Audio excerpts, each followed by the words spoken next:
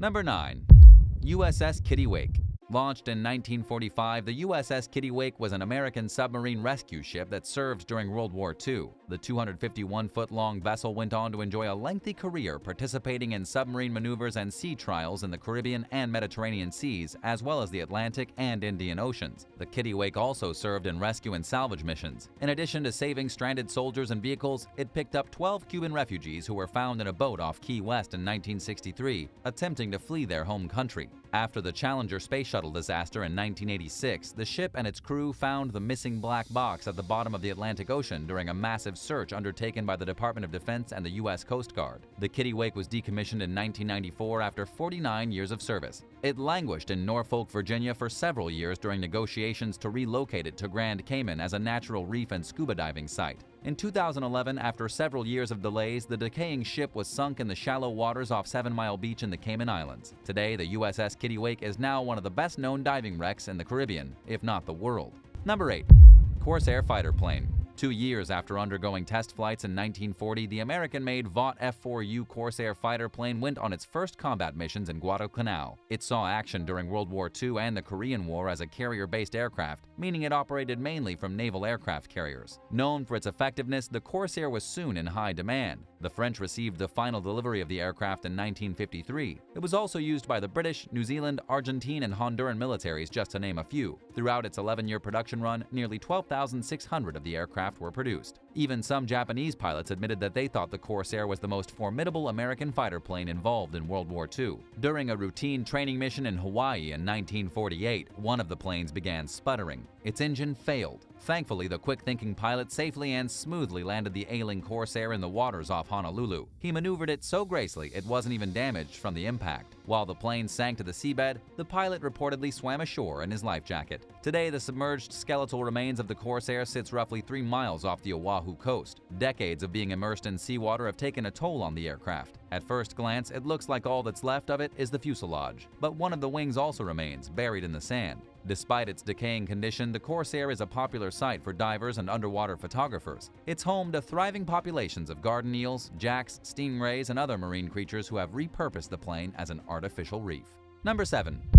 Train graveyard. While mapping the ocean floor in 1985, diver Paul Hepler discovered a sunken train graveyard in the Atlantic Ocean 5 miles off the Long Branch, New Jersey shore. He had no idea how the 2 submerged locomotives came to rest on the seafloor under 90 feet of water. The steam engines were identified as rare pre-Civil War Planet Class 222T models dating back to the 1850s. Planet Class 222T locomotives became obsolete shortly after they started being manufactured, so they were only made for a short while. Although they were powerful for their 15-ton size, they were no match for the 35-ton steam engines that were also being made at the time, and which packed a much larger punch. Their 000 wheel layout was popular in Britain, but was a very rare design for an American train. Oddly, there are no records of the locomotives being built, lost, or dropped into the ocean. They may have fallen, or were perhaps deliberately pushed off a shipping barge to prevent the vessel from capsizing in a storm. The mysterious trains are reportedly in remarkably good condition after sitting at the bottom of the Atlantic for a century and a half, according to the Daily Mail.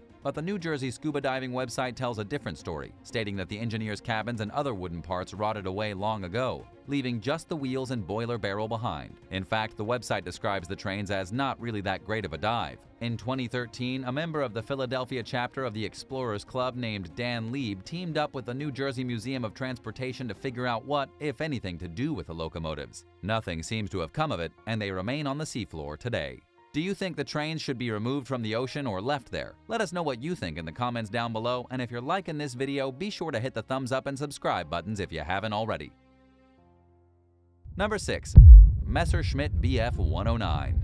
During World War II, the German Luftwaffe relied mainly on 2 fighter aircraft. One of them was the Schmidt BF109, which entered service in 1937 during the Spanish Civil War. It remained in use for the Luftwaffe until the end of World War II and served under the Spanish Air Force until 1965. It was also used by the Hungarian Air Force, the Royal Romanian Air Force, and several other militaries. During its early days, the Schmidt BF109 was one of the most advanced fighter jets. It was extremely successful and remains the most produced fighter aircraft in history, with nearly 34,000 having been built in less than 10 years between. Sadly, some of them were produced by slave laborers at Nazi concentration camps. In recent years, news headlines reported on the discovery of a wrecked BF-109 sitting upside down on the seafloor near Crete. Around 89 feet beneath the water's surface, it sits frozen in time, serving as a sobering reminder of one of the darkest chapters in world history. Researchers initially thought the downed plane may have crashed during the Battle of Crete in 1941 when the Nazis invaded the island, but a closer look at the wreck revealed that the plane may be a variant that was produced after the battle in 1942 or 1943. The Germans kept thorough records of their aircraft losses throughout the war, but the submerged BF109 off Crete continued to evade identification for quite some time. Finally, it was determined that the plane did in fact fly in the Battle of Crete after all. It was shot down while attacking Allied forces in the region. The pilot, Oberlieutenant Berthold Jung, survived the crash and was taken as a prisoner of war by the Allies. He was relocated to a POW camp in Australia where he remained until 1947. Jung returned to Germany after the war, where he worked as an interpreter and joined the post-war Navy. After retiring in 1973, he became the president of a local Red Cross. He lived until 1992. Number 5. Canadian Pacific Railroad cargo train. While traveling along a steep cliff next to Lake Superior in 1910, a Canadian Pacific Railroad cargo train struck a boulder and derailed. The locomotive and several boxcars plunged into the water and sank 235 feet to the lake bed. 3 men died in the tragedy, which remains the only known train wreck in the Great Lakes to this day. In 2014, over a century later, diver Terry Irvine discovered some of the submerged boxcars near the town of Marathon in Ontario. A group of shipwreck hunters found the locomotive 2 years later with Irvine's help. After failing to locate it with sonar, they used a remotely operated vehicle to capture eerie footage of the train in its final resting place. The team had hoped to salvage the locomotive, but like many sunken vehicles, it's too damaged to raise. Number 4. Brand new pickup trucks. In 2018, the YM Efficiency cargo ship hit a storm off Newcastle, Australia while traveling from the US to New South Wales, sending more than 80 shipping containers overboard into the Pacific Ocean. During a major salvage operation to retrieve the containers nearly 2 years later, divers recovered a pair of Chevrolet Silverado pickup trucks. There were plans to switch the driver's seat to the right side of the heavy-duty pickup trucks once they arrived down under, where trucks like these sell for around $95,000 each. But photos of the vehicles after their recovery show that they were heavily damaged in the disaster. Australian Maritime Safety Authority project manager told the Newcastle Herald that the Silverados had become waterlogged after descending nearly 400 feet and crash landing on the sea floor. After sitting there for 22 months, they'd begun rotting past any hope of repair. In fact, the trucks had spent so long underwater, Chevy introduced an entirely new model before they were brought to the surface. Instead of selling for a pretty penny, they were instead destined for a scrapyard. Another container retrieved during the $9.5 million salvage operation was filled with tires. Number 3.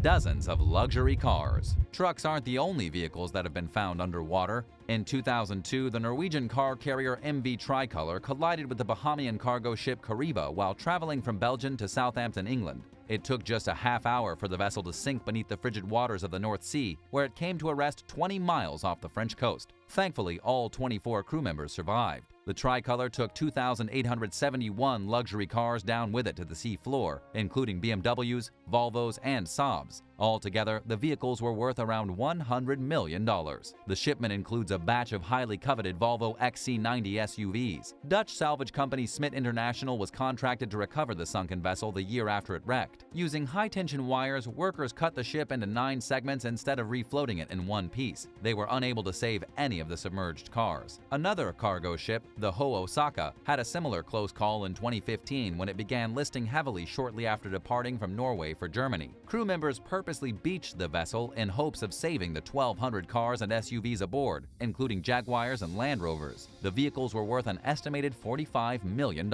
Salvage teams immediately went to work in hopes of refloating the Osaka. It remained stranded for 19 days and 27% of the vehicles aboard were damaged. Luckily, the losses were far less severe than in the case of the Tricolor. As it turned out, several of the SUVs were heavier than what their weight was listed as, destabilizing the ship before it ever left port. Number 2. Mars.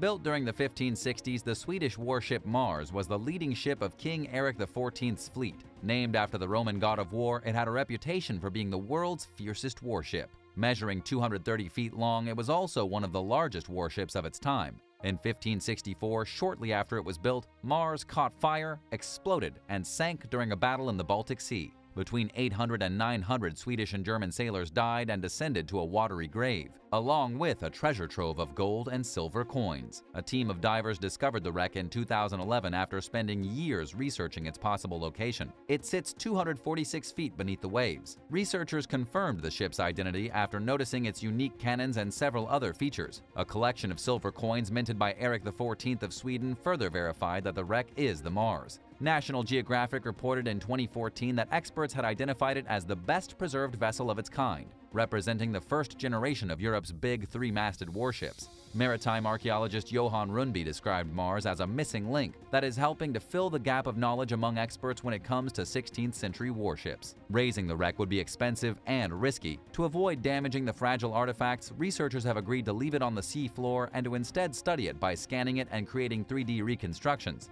In doing so, they hope to gain some insight into the final moments before the ship sank, which can help them understand better how warriors of the time period behaved in battle. Number 1.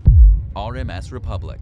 Built in 1903, the RMS Republic was a Royal Mail ship that was authorized to carry both British and American mail. It was originally built for service on the Dominion Line, but became property of the White Star Line shortly after its maiden voyage. The 570-foot-long, 16,000-ton ship was one of the most cosmopolitan passenger ships of its time. It was nicknamed the Millionaire Ship because it often carried wealthy passengers. In the early morning hours of January 23, 1909, the Republic encountered thick fog off the coast of Nantucket Island. It collided with the steamship SS Florida despite taking several safety measures, including reducing its speed and sounding whistles continuously. Between both ships, 7 people died as a result of the collision. The surviving passengers were transferred to the less damaged SS Florida. Historians partially credit the efficient evacuation process for the small number of lives lost. The Republic sank beneath the waves at 8:40 p.m. the next day. Since then, rumors have circulated among treasure hunters and shipwreck enthusiasts alike about vast treasure being aboard the sunken ship. The hoard was thought to be worth somewhere between $250,000 and $3 million at the time of the sinking. Today, the goods could be worth up to $1 billion.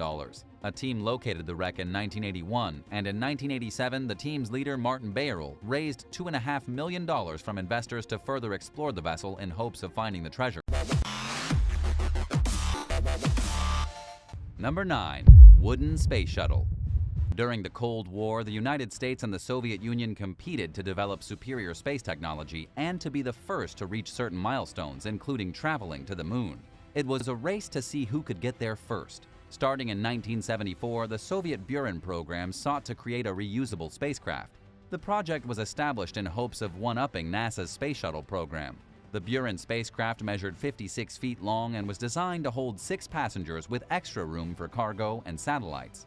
It was launched into space in late 1988 after completing 24 domestic test flights. The vehicle completed 2 orbits, then re-entered the atmosphere before successfully touching down under automatic control, which NASA spacecrafts couldn't do. But unfortunately, the project's timing couldn't have been worse. In 1991, 3 years after the Buran spacecraft launched into orbit, the Soviet Union collapsed, and the program was canceled. There are 3 surviving Buran vehicles which sit abandoned inside a hangar in modern-day Kazakhstan. They never ended up in a museum because there wasn't much public interest to justify moving them, and because doing so would have been a complicated task. At the Zhukovsky airfield outside Moscow, there's a wooden replica of one of the space shuttles that was created as part of the Buran program, known as the VKK Space Orbiter. Today, it sits in an abandoned corner of the field as a decaying reminder of the biggest and most expensive Soviet space program that ever existed. Number 8. Sturmovik. The Ilyushin IL-2 Sturmovik is a Soviet-manufactured World War II-era ground attack aircraft. Over 36,000 of the planes were manufactured between 1941 and 1946, making it one of the most produced military aircraft in aviation history. Yet only a dozen or so survive today. In 2017, researchers recovered a rare single-seater Sturmovik from Lake Krivo in northwestern Russia. The plane was rusted out and decaying, but at the same time it was impressively intact for an aircraft that had crash-landed and sat 60 feet underwater for 3/4 of a century. The team that discovered it was even able to make out its serial number and Red Army insignia. Inside the cockpit, they found maps and propaganda papers. It appears as though Sturmovik force-landed after being struck by German troops. The pilot managed to fly it back into friendly territory before ditching it in the lake. Thankfully, he survived. The plane is reportedly being restored to airworthy status. It'll be the only single-seat version of the Sturmovik that will be capable of flying during modern times. Number 7. Soviet Helicopter Cemetery. During the Cold War, the United States and the Soviet Union competed in a frenzied arm race for nuclear supremacy. The scramble left both countries with an overstock of outdated military equipment, and much of it has been left to rot in various places throughout the world. In 2016, an urban explorer named Sergei Root captured images of hundreds of old helicopters sat at a deserted Russian Air Force base. He also entered an abandoned military academy where he snapped photos of uniforms, equipment, and parts from a fighter jet. Fearing that someone might vandalize the site, Root kept its location a secret. But it's clear based on his pictures of graffiti-covered aircraft that this has already started happening. Similar images surfaced last year courtesy of photographer Lena Sator, who visited numerous military equipment graveyards across Russia. Using her drone, she took thousands of fascinating pictures of abandoned fighter planes, helicopters, tanks, and other military machinery that was left behind when the Cold War fizzled out. Captured from a bird's-eye view, the photos help to convey the massive amount of obsolete vehicles that are sitting in open fields and hangars, caving to the effects of time and the elements. Much of the equipment was decommissioned around the time the Soviet Union collapsed, and most of the machines are too old and damaged to hold any practical value.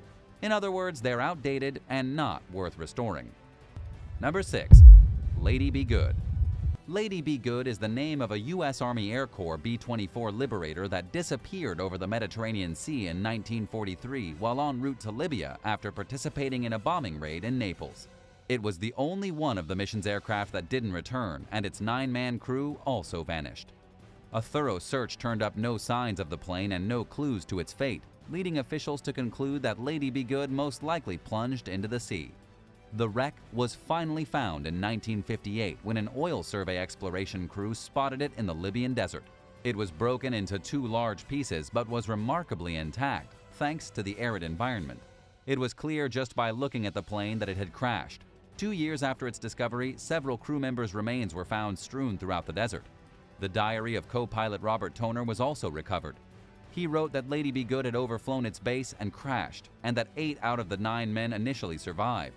They began walking in a desperate attempt to reach safety and traveled 85 miles before 5 of the crew members gave up and could no longer carry on. The remaining 3 survivors continued for as long as they could, but they too ultimately perished. Amazingly, some of them survived 8 days in the harsh desert conditions, where a person with as little water as they had typically only survived for 2 days. The 9th missing crew member's fate remains a mystery to this day. How long do you think you'd be able to survive in the desert? Let us know in the comments below, and if you're liking this video, be sure to hit the thumbs up and subscribe buttons if you haven't already. Number 5. P40 Kittyhawk. On June 28, 1942, Royal Air Force Flight Sergeant Dennis Copping was tasked with flying a damaged P40 Kittyhawk fighter plane to a British airfield in Egypt for repairs. But it never arrived, and for the next 70 years, the aircraft and pilot's fate remained a mystery. A Polish oil worker stumbled upon the wreck in 2012 during a work expedition in the Sahara Desert. Historians described the astonishingly well-preserved aircraft as the aviation equivalent of Tutankhamun's tomb. The plane appeared to be frozen in time, with guns and ammo still on board, where they were likely left untouched since the day of the crash. There were bullet holes in the aircraft's spine, indicating that Flight Sergeant Copping may have had to make an emergency landing after being shot at. On the other hand, the P-40 was already damaged before it took flight, and this may have also had something to do with why it crashed. At the time of the discovery, Copping's remains were nowhere to be found. A month later, a team of historians found human remains roughly 3 miles from the crash site, along with a piece of torn parachute, a metal button dated to 1939, and a keychain bearing the number 61. It hasn't been confirmed that the remains belong to Copping, but his absence from the wreckage strongly suggests that he survived the crash and perished elsewhere, most likely while trying to reach safety. Number 4. Panavia Tornado GR1. On the night of October 18, 1990, during the Gulf War, a Panavia Tornado GR1 combat aircraft took flight as part of a British Royal Air Force training mission in Tubac, Saudi Arabia called Operation Granby. Shortly after takeoff, the plane began experiencing technical problems with its electronic sensors, forcing the 2-man crew to fly back to base. Flying conditions appeared to be good as the pilot prepared to land the Tornado with the help of navigational aids and visual cues. Shortly before the jet touched down, a crew member noticed that the airfield's emergency barrier, which was meant to stop damaged planes from rolling off the end of the runway, wasn't fully retracted. the Tornado suddenly began to rapidly decelerate.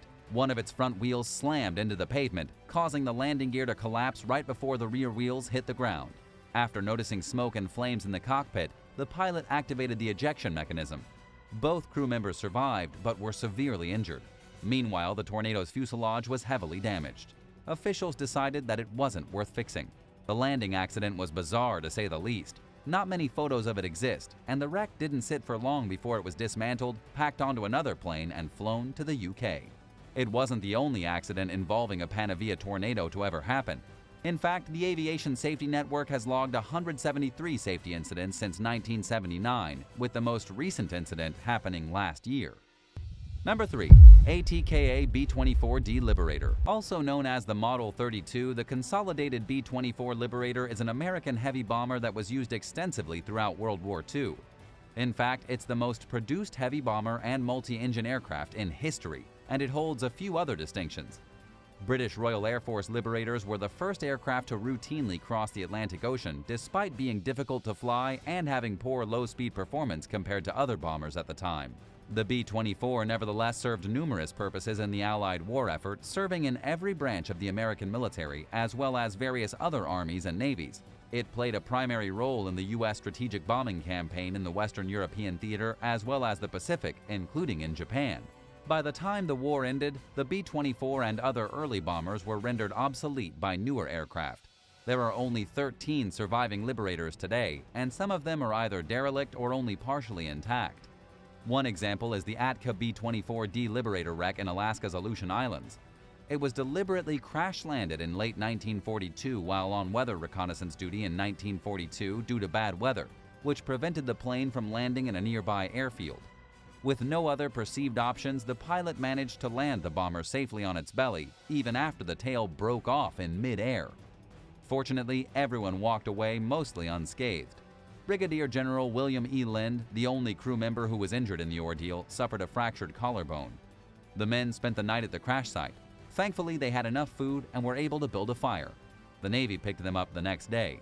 In 1979, the wreck was listed on the National Register of Historic Places. It's also part of the Aleutian Islands World War II National Monument. Number 2. F4U Corsair. The American-made Vought F4U Corsair fighter plane saw action during World War II and the Korean War. It was designed as a carrier-based aircraft, meaning it operated mainly from naval aircraft carriers. The first prototype was delivered to the U.S. Navy in 1940, and it officially entered service 2 years later. It didn't take long for the Corsair to gain a reputation for its effectiveness, and soon enough it was in high demand. The aircraft's final delivery was to the French in 1953. Around 12,571 F4U Corsairs were produced throughout its 11-year production run. In the opinion of some Japanese pilots, it was the most formidable American fighter aircraft of the Second World War. It was also used by the British, the Royal New Zealand Air Force, the Argentine Navy, the French Navy, the Honduran Air Force, and other militaries until it fell out of favor during the 1960s to more modern planes. During a routine training mission off Hawaii in 1948, a Corsair plane started sputtering and its engine began to fail. The quick-thinking pilot managed to safely and smoothly land the aircraft in the waters off Honolulu. He maneuvered the plane so gracefully it wasn't even damaged from the impact. He reportedly swam to shore in his life jacket while the plane sank to the seabed.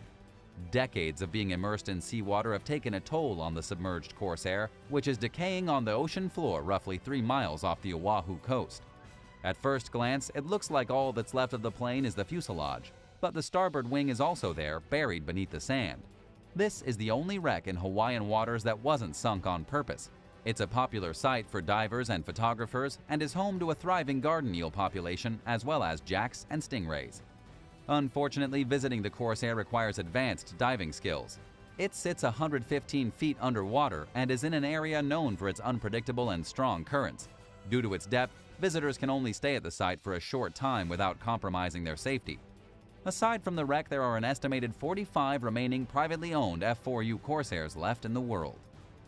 Number 1. Lockheed P1 Ventura. The twin-engine Lockheed P1 Ventura patrol bomber first entered combat in Europe in 1942 with the British Royal Air Force. It entered combat in the Pacific for the U.S. Navy the following year. The plane was also used by the U.S. Army Air Forces, various British Commonwealth forces, and other militaries. This wrecked Lockheed P1 Ventura was abandoned at the Talisea airfield in Papua New Guinea in 1944 after it was hit by a shell during a raid on the township of Rabaul. The pilot, Royal New Zealand Air Force Flight Lieutenant Frederick N.R. Thomas, eased the aircraft to Talisea as gracefully as he could on one engine. It made a hard landing, but thankfully nobody was hurt. The runway at Talisea was too short for the bomber to take off from, so they didn't try to fix it. Instead, it was stripped for parts and abandoned. Flight Lieutenant Thomas received the Distinguished Flying Cross Award for successfully executing the forced landing. Number 10. At a wedding. In 2009, a bride-to-be decided that she wanted to do something unconventional for her bouquet toss at her upcoming wedding in Italy's Tuscany region. When the big day came, she announced that someone would be throwing the flowers from a small plane. 44-year-old Isidoro Pensieri was entrusted with the task. Right after he tossed the bouquet, the plane's tail rotor sucked it in, causing the engine to explode. The ultralight aircraft began to dive and nearly hit a hostel before crashing in the woods. Pensieri broke both his legs in the ordeal, and he also sustained serious facial and head injuries. The pilot, 61-year-old Luciano Nanelli, escaped without injury. It's unfortunate that the close call is what made the wedding unforgettable, rather than a unique bouquet toss. But it's a relief that everyone survived and that the wedding didn't become a tragedy. As The Guardian pointed out, it's probably a safer idea for a bride to stick with tradition and throw her flowers from a balcony, a chair, or the top of a staircase, as recommended by Martha Stewart. Number 9. Making love in midair. A flight lesson in Rainbow Lake, Florida took a sudden deadly turn in 1991 when the light aircraft began to wobble and then broke apart in midair, killing both the instructor and the student. The incident was shocking, especially since the flight instructor was an experienced Army pilot who had served in the Vietnam War. First responders found the pair in what was later described as a state of voluntary undress, and one of the front seats was fully reclined. Simply put, their clothing didn't show any signs of being ripped or otherwise damaged, indicating that the instructor and his student had taken their clothes off on purpose. There were no signs of either individual wearing a seatbelt or shoulder harness. All things considered, it was pretty clear that the two had decided to join the Mile High Club. Unfortunately, their poor judgment led to a completely avoidable tragedy. An investigation found that the crash resulted from the pilot's decision to pay attention to things other than the flight. In the words of the official report, contributing to the accident was the exceeding of the design limits of the airplane, leading to a wing failure. In other words, it sounds like the plane wasn't built to handle the activity that was going on inside of it. Number 8. By the airport. In 2012, 33 people died tragically when the UT Air passenger plane they were on crashed in northern Siberia. The aircraft had just taken off from Roshino International Airport in the city of Tyumen when it began to roll in the air. It crashed into the snowy ground, split in two, and exploded into flames. There were 39 passengers and 4 crew members aboard when the horrific tragedy occurred. Rescue crews sprang into action and found a handful of survivors shortly after the disaster, which came to be known as UT Air Flight 120. Unfortunately, 5 of them were in grave condition. Sadly, an investigation found that the accident was entirely preventable. The aircraft had not been de-iced prior to takeoff after spending hours in the freezing cold and snow. Even more shockingly, the crew was aware of this but decided against de-icing the plane anyway. So it's no wonder that when the aircraft took off in 0-degree weather with mixed snow and rain, things went terribly wrong. The pilots were unable to regain control of the plane, and their carelessness cost dozens of human lives. Number 7. Into a suburban home. One of the places people tend to feel safest is inside their house. But sometimes, even the walls of the sanctuaries we call home aren't enough to protect us. On February 12, 2009, a passenger aircraft entered an aerodynamic stall while carrying 45 passengers and 4 crew members from Newark, New Jersey to Buffalo, New York. The plane had been cleared for a final approach and was just minutes from landing when it crashed into a home in Clarence Center, New York. Shortly before the catastrophe, the pilots had requested to descend from 16,000 feet to 12,000 feet amid inclement weather. They were given permission to do so, but the aircraft soon disappeared from the sky and stopped responding to transmissions. Air traffic control requested help from 2 other flights, who were unable to spot the missing plane. Data recovered after the crash revealed that the plane pitched up, then down, and rolled as it rapidly lost altitude. In the minutes leading up to the disaster, the pilot and co-pilot could be heard talking about how there was significant ice on the plane's wings and windshield. There was no emergency declaration before the aircraft slammed into a house just 5 miles from the runway. The fuel tanks ruptured upon impact and the plane burst into flames. All 49 souls aboard died, and the homeowner, Douglas Wileneski, also lost his life. His wife Karen and their daughter managed to escape with minor injuries. Their house was completely destroyed. 12 nearby homes were evacuated, but there was ultimately very little damage to the surrounding houses. The surviving members of the Wileneski family sued the airline involved in the crash for their pain and suffering. They reached an undisclosed settlement agreement in 2014. The families of several passengers who perished also sued, with most settling out of court for undisclosed sums. Number 6. In the middle of the desert. In recent years, news headlines alerted the world to the wreck of UTA Flight 722, which crashed in the Tenere Desert in 1989, killing all 170 souls on board. The aircraft was en route from Brazzaville in the Democratic Republic of Congo to Paris, France, when a bomb exploded in a luggage compartment, causing the plane to rip apart in midair. Investigators traced the bomb back to Libya and theorized that it was planted as revenge against France for supporting Chad in a border dispute with Libya. 6 Libyan nationals were found guilty in a Parisian court, even though they weren't present because their country's government refused to hand them over to France. The crash became known as the Forgotten Flight until 18 years later, when the surviving family members of those who perished traveled to the remote site to build a memorial. When they arrived, they found pieces of the wreckage, which had sat there for nearly 2 decades undisturbed by humans. Volunteers from an organization of the victims' families spent 2 months working alongside local residents to build what's been dubbed the world's most remote memorial. It consists of a circle of dark stones measuring 200 feet in diameter. The stones were transported more than 70 miles to the site. 170 pieces of broken mirror are scattered throughout the site, one to represent each victim of the tragic crash, and the starboard wing of the plane was used to hold up the main part of the memorial.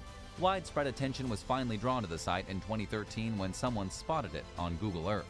Have you heard of this wreck before? Let us know in the comments down below, and if you're liking this video, make sure you subscribe to the channel for more content like this.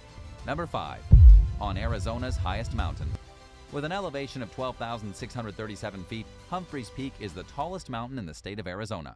The wreckage of a plane that crashed into it during World War II can still be seen today. A U.S. Army Corps B24 Liberator bomber crashed into the side of the mountain on the night of September 25, 1944. It landed on a bed of boulders in a remote and difficult-to-access area. The aircraft was destroyed and all 8 crew members died aboard. Passers-by kept reporting the downed plane as a new wreck. So during the 1950s, the United States Forest Services used dynamite to further distribute the wreckage. Today, the rocky field remains littered with engine parts, a nearly entirely intact wing, and other debris. Authorities warn hikers to search for the wreck at their own risk. It's reportedly hard to find and requires walking through a field of boulders, which is dangerous for obvious reasons. But for those wishing to see one of the more seldom spotted memorials in the U.S., the trek is well worth the risks. Number 4. On a black sand beach. The black sand shore of southern Iceland's Solheimasonder Beach is home to a deteriorating Douglas DC-3 military plane. It crashed there in 1973 for unknown reasons while being flown by U.S. Navy pilots. Everyone survived, but no one was able to explain just exactly what happened that day. Investigators suspected that the accident may have been caused by an empty fuel tank, and that the pilot may have tried to access it before the crew had no other choice than to make an emergency landing. For one reason or another, the wreck was simply left in place where it remains today. The site is haunting, and a good portion of the fuselage is gone. The wings are also missing and only half the tail remains. Despite this, the aircraft is in remarkably good condition, especially for having spent over 40 years on the volcanic beach, where conditions are known to be harsh. Most of the cabin is still there, along with the wing engines. According to local legend, a farmer removed and sold the missing half of the tail, but the rumor has never been proven. The otherworldly wreck is located somewhat off the beaten path, where it's surrounded by nature, but it's also one of Iceland's most famous crashed planes. It draws a consistent stream of curious visitors who are free to explore what's left of the DC-3 as they wish. The site can be reached independently by car or as part of a guided tour of Iceland's southern coast. Number 3. Disaster upon landing. In 2010, a plane fell from the sky like a leaf while preparing to land during a routine passenger flight in the Democratic Republic of Congo. It smashed into the ground less than a mile from the runway, killing the pilot and 19 passengers. There was only one survivor. At first, officials were baffled over what the possible cause of the crash could be, but the situation became clearer when the lone survivor explained that a small crocodile measuring just a few feet long had escaped from an overhead luggage hold as the plane approached for landing. Someone literally smuggled the reptile into the cabin. A panic ensued, causing a stampede among the terrified passengers. They scrambled toward the cockpit, causing the weight to shift within the aircraft. The plane quickly destabilized and fell from the sky. 2 months after the crash, an expert told The Guardian that it was extremely unlikely that the reptile was to blame for the deadly disaster.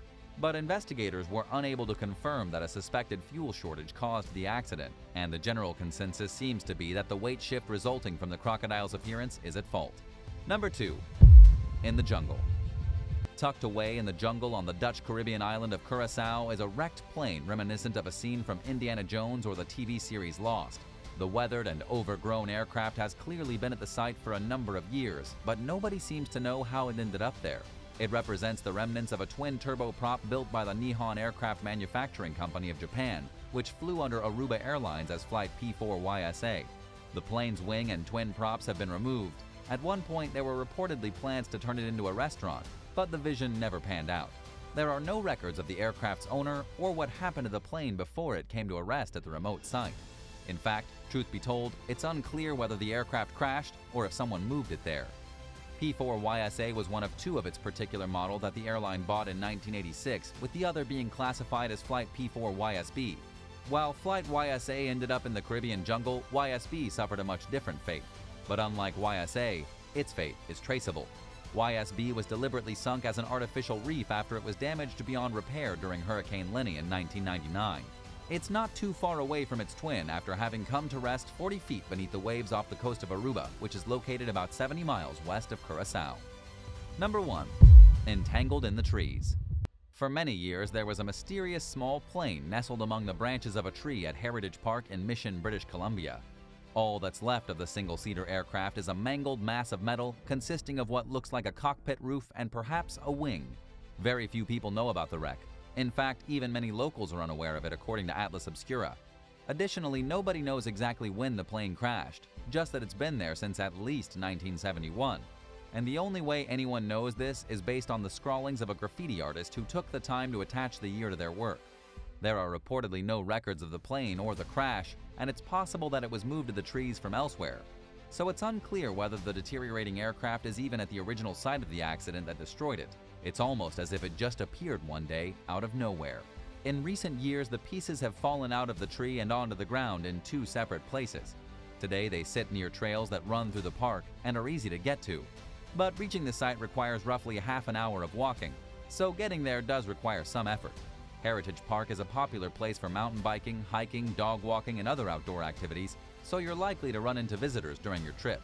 Thanks for watching. If you enjoyed today's video, be sure to give it a thumbs up and don't forget to subscribe, and we'll see you next time for another amazing video right here on American Eye.